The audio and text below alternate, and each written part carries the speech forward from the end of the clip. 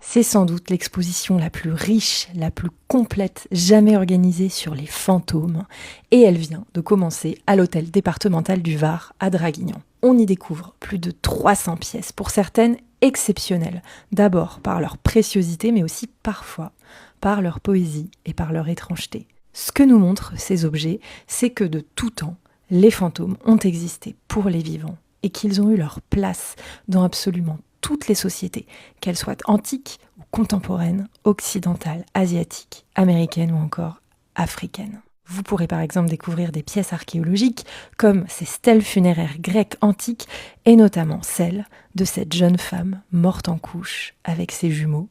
ou encore cette tête de gorgone destinée à éloigner à la période archaïque les fantômes et les mauvais esprits.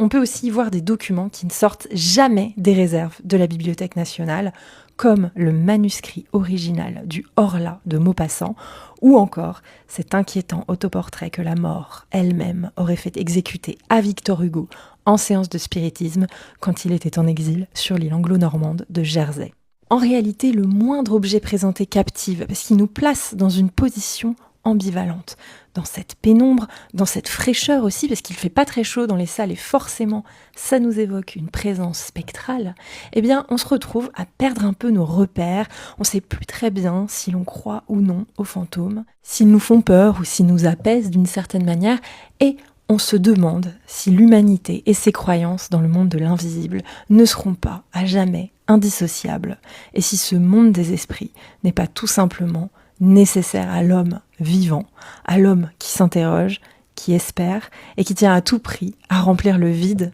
que la mort laisse derrière lui à chaque fois qu'elle frappe.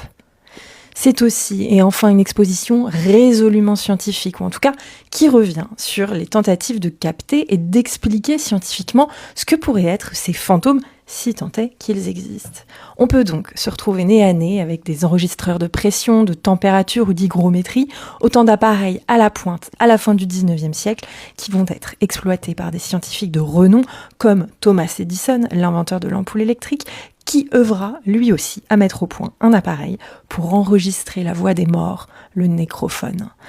Impossible aussi de ne pas parler de ce kit complet de chasseurs de fantômes daté de 1920 ou encore des nombreuses photographies ou moulages spirites qui sont aussi de véritables objets de science expérimentale. Fantôme, vous l'aurez compris, c'est pour nous une grande réussite, un vrai voyage anthropologique qui suit ce fil rouge surnaturel que la science actuelle, hélas, a tendance à trop mettre de côté.